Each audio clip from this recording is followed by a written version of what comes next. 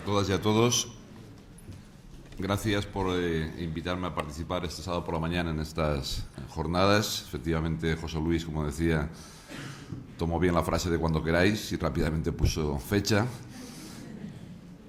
Lo único malo de esto es que como llevamos ya 3 o 4 fines de semana consecutivos con diferentes tal, y cuando se acumulan es un poco peor, pero creo que merece la pena siempre tener espacios en los que se pueda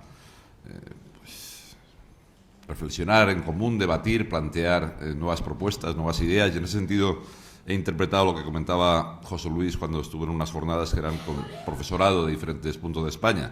Creo que en estas intervenciones, al menos a mí, lo que no me gusta es simplemente decir frases políticamente correctas, sino plantear los problemas que de verdad hay en el sistema educativo, desde el punto de vista de cada uno, y a partir de ahí pues que dejemos de pensar siempre en lo que hacen los otros y pensemos también en lo que nos toca a cada uno.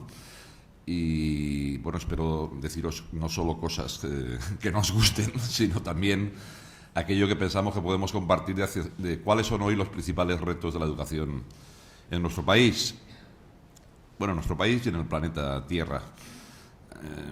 Creo que hay dos grandes aspectos que nadie cuestiona como elementos fundamentales de la educación hoy, ¿no? En primer lugar, esa bonita frase de la formación y el aprendizaje a lo largo de toda la vida.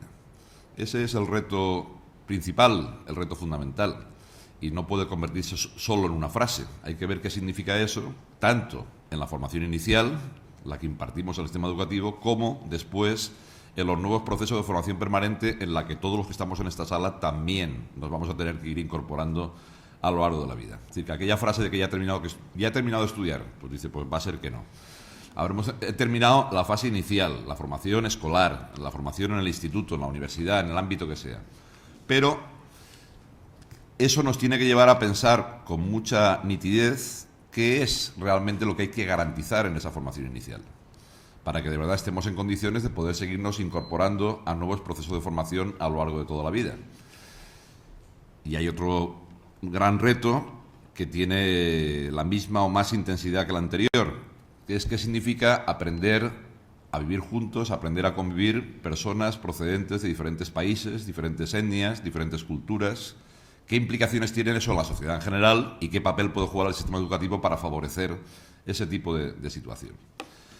Si fuéramos capaces de aproximarnos a ir respondiendo a esos grandes retos, creo que ya estaríamos bien orientados en el camino. Yo creo que cuando se plantea un reto de esas características hay que intentar definir cuál sería la foto final a la que nos gustaría llegar, conocer dónde estamos hoy y a partir de ahí qué pasos hay que ir dando en esa dirección.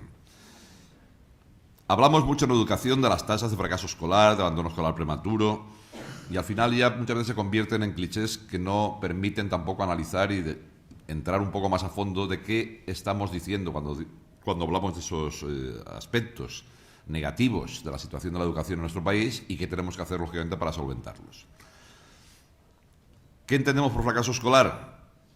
Sin entrar en más disquisiciones teóricas, simplemente por utilizar una terminología que todos podamos estar hablando de lo mismo, pues los jóvenes que finalizan la educación obligatoria sin tener el título de graduado. Aprovecharé para comentar que las tasas que se utilizan no siempre son correctas, y me explico. Los estudios que se publican hablan del número de alumnos que obtienen el título de graduado de secundaria obligatoria a los 16 años, pero no están contemplados los que lo tienen a los 17, a los 18, y ya no digo los que lo tienen después por la vía de formación de personas adultas, etcétera, sino simplemente los que lo tienen a los 17 y a los 18, es decir, aquellos que han repetido una vez en primaria o un par de veces en secundaria o una en cada, o incluso hasta una tercera excepcional cuando se producen algunos casos, después de una de primaria y 2 en secundaria. Esos no están contabilizados ahí. Y no lo digo esto con ánimo de reducir las cifras, sino simplemente decir que sepamos dónde estamos y a partir de ahí qué hacemos para poder mejorar esa situación. Yo hay un debate que se viene produciendo yo lo recuerdo desde que era pequeñito, que mi padre me decía eso de que no, yo soy de la última promoción de Preu, y hace por tanto una temporada de aquello. Pero mi padre hizo el examen de Estado, y eso sí que era serio. El Preu era una cosa ya muy light. El COU más light todavía. El bachillerato lo sé ni comentarlo. Es curioso, ¿no?, cómo la humanidad avanza en todos los ámbitos del conocimiento a pesar de que cada generación sabe menos que la anterior. Yo invitaría a algunos sesudos que están afirmando estas cosas a que hagan una tesis doctoral profunda y nos expliquen cómo se produce este fenómeno extraño en la naturaleza, ¿no? Es evidente, entonces, en torno a esas cosas, pues nos encontramos continuamente en los medios de comunicación afirmaciones permanentes, que uno además, si se remonta a las hemerotecas y ve debates similares en el año 50, decían básicamente lo mismo. Los jóvenes hoy saben cosas distintas de las que nosotros recordábamos que sabíamos cuando teníamos su edad, de las que recordábamos que sabíamos, que además muchas veces recordábamos los titulares, ¿no? No, es que yo sabía hacer raíces cuadradas, me haces una y dice, no, se me ha olvidado. Ah, vale, bien, es interesante la reflexión. Dice, ¿qué necesitamos de verdad hoy que sepa cualquier joven para su desarrollo personal y profesional? Que no es lo mismo que lo que necesitamos hace 30 años, porque cambian muchas cosas. Muchas. Hoy un joven tiene acceso a un montón de información que no teníamos nosotros. Cuando digo nosotros me refiero a los que tenemos ya ciertas décadas. Otros que en la sala la tienen más cercana. Tienen un acceso a la información que antes, ¿qué recibíamos fundamentalmente? De nuestra familia, de nuestros padres y del centro. Y poco más. Y de los amigos conforme se ibas creciendo en edad. Hoy tienen un montón de fuentes de información, con lo cual o les enseñamos a buscar la información, a seleccionarla, a analizarla, a ser críticos con ella, a no tragarse lo primero que leen, pero en cambio a leer mucho para poder tener criterio. No estaremos facilitando lo que hoy es una realidad incuestionable. Cuando se habla en la educación, cuando se habla de las competencias básicas y se habla de la competencia digital, se está hablando de eso, se está hablando también de la capacidad de buscar información, seleccionarla, analizarla. Y a veces la reacción que se tiene tanto en las familias como en el profesorado, cada uno la parte que le toque, pues comentaré una anécdota de no hace mucho tiempo de un amigo mío, catedrático de Ciencias Naturales de instituto.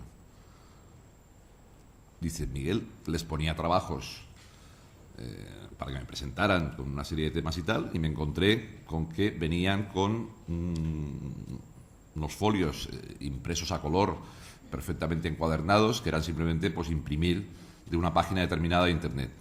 Claro, les he prohibido usar Internet. Digo, muy interesante. Digo, realmente, con perdón, su reacción fue ¿qué hacía para intentar evitar eso? Pero luego la respuesta no es impedir y prohibir usar Internet. Será plantear otro tipo de trabajos que les lleven a que no puedan imprimirlos directamente de una página, sino que tengan que buscar de diferentes fuentes, que sepan después analizar los textos, que sepan decir cuáles son las ideas fundamentales de uno y de otro. En definitiva, utilizar las herramientas que hoy tenemos para hacer mejor ese tipo de trabajos y mejor ese tipo de reflexiones. Yo, como mi deformación inicial es de matemáticas, pues también recuerdo cuando empezaron a aparecer las calculadoras que la reacción de algunos profesores, prohibido el uso de las calculadoras, dicen. Lo que no hay que utilizar las calculadoras es para sumar 2 más 2. Pero tampoco tiene sentido hoy ponerles multiplicaciones con 18 decimales para que calculen cuando son aspectos que no necesitan más allá de la habilidad en el cálculo que hay que tener y hay que mantener, pero no para hacer cosas que hoy no tiene sentido que se hagan porque ya tenemos otros mecanismos para hacerlas.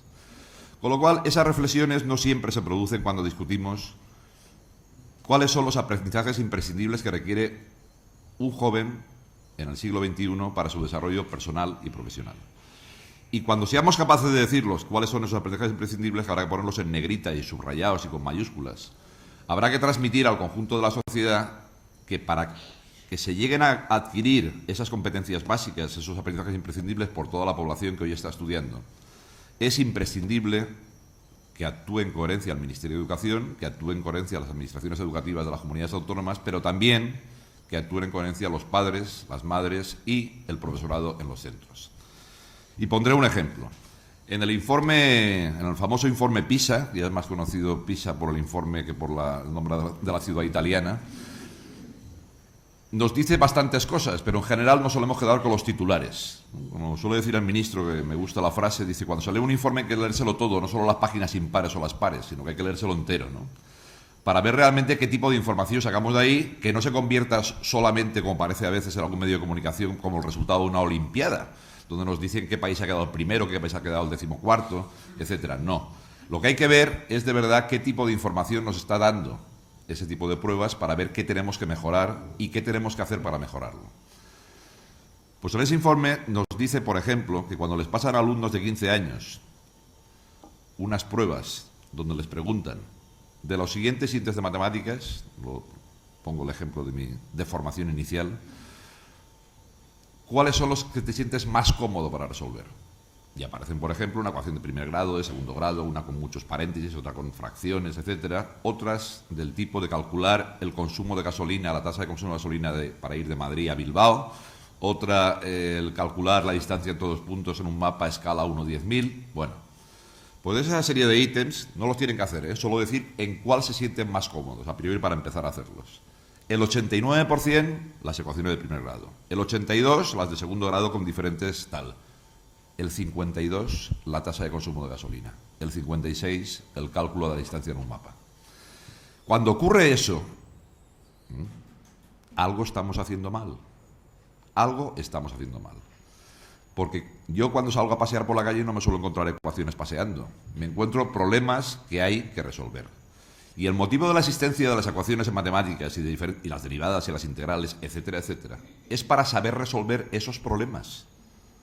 Porque si no, no sirve para nada saber resolver una ecuación. Con lo cual, ¿eso qué quiere decir? Pues que por una parte las administraciones, en la definición del currículum, la definición de lo que es imprescindible que sepan todos los alumnos, tendrán que poner más en negrilla y subrayado la importancia de saber resolver problemas. Pero el profesorado en los centros también tendrá que ponerse la clave de decir que no me puedo pasar en clase de matemáticas, siguiendo con el ejemplo todo el día haciendo ecuaciones, sino que tendré que plantear problemas en los que tenga que utilizar ecuaciones. Y eso es un cambio que no siempre se consigue. Por supuesto, como en todo, hay profesorado que lo hace muy bien y trabaja de otra manera. Lo estoy diciendo siempre, es una reflexión colectiva para que veamos cómo hay algunas cosas que cambiar y cada uno en el trozo que le corresponde y cada uno con el nivel de responsabilidad que tenga. Pero también no es un problema, ojalá fuera un problema solo de matemáticas. ¿Qué pasa con la lengua? Hablamos mucho si los alumnos tienen mayor o menor capacidad de expresión oral y escrita. Pero si luego las pruebas que existen, y las podéis observar, incluso para obtener el título de graduado por personas adultas, se les pregunta en la pregunta 7, tercera persona del singular, del pretérito imperfecto de subjuntivo, del verbo no sé qué. Pues con perdón, lo que se está transmitiendo es que la importancia, en un examen de graduado para personas adultas, que ponemos el foco fundamental del aprendizaje de la lengua en cuestiones que es evidente que claro que se tienen que conocer y trabajar, pero ese es realmente el aprendizaje imprescindible. ¿No será mejor que tengan que escribir un texto donde tengan que utilizar evidentemente sus conocimientos gramaticales para estructurarlo bien? ¿No será mejor que tengan que hacer una exposición oral donde tenga una cierta lógica la exposición? Pues eso de nuevo lleva a que hay que cambiar el enfoque de la enseñanza de la lengua. Yo cuando nuestros compas profesores de lengua dicen que hace falta más horas de lengua, digo, siempre hacen falta más horas de todo. Pero diría que también si es para hacer más de lo mismo, no. Si es para hacer y enfocar la lengua de otra manera, sí que hacen falta más horas de lo que son en definitiva las competencias y los aprendizajes imprescindibles. ¿Pero eso se aprende en cada una de las materias por sí solas?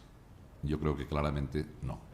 Hay aprendizajes que si son imprescindibles es porque realmente no son muy especializados en un ámbito determinado, sino que forman parte, de alguna manera, de tareas que tiene que hacer todo el profesorado y las que tiene que colaborar también las familias. La lectura. Leer para comprender. Leer para comprender no es leer solo literatura, no es leer solo cuentos infantiles o juveniles o obras más sesudas cuando uno es mayor, no. Es saber leer todo tipo de textos. Textos históricos, textos donde existen lenguajes propios de la geografía, de la filosofía, de las matemáticas, con lo cual significa que hay que leer en todas las clases, en todas. Y por tanto es una tarea que compete a todo el profesorado. Y si hablamos de un centro de secundaria, me ha dado envidia la directora de este Instituto Coral cuando hablaba de la implicación que tienen el APA de este centro y que consiguen junto con el equipo directivo del centro tener una rica participación de las madres y los padres del centro junto con el profesorado. Eso es un requisito imprescindible para seguir hablando de todo lo demás. Y eso se nota que cuando existe ese equipo directivo y cuando existe esa APA que está funcionando, a partir de ahí mejoran ya automáticamente un montón de cosas en los centros. Y si no lo tienes, pues es mucho más difícil. ¿Y por qué me ha venido ahora la reflexión? Por el tema de la necesidad de un trabajo más coordinado, más colectivo, más de cooperación entre unos sectores y otros. Si hay 10 profesores o 12 profesores distintos que imparten clase a un mismo grupo de alumnos, por ejemplo, en tercero de secundaria, si no trabajan mínimamente en común en aspectos básicos como la lectura, la escritura, la expresión oral y escrita, el cálculo básico, en fin, aspectos que son, digamos, bastante transversales por sus características a todas las áreas, aunque lo hagan bien individualmente, es muy difícil que se consigan buenos resultados generales.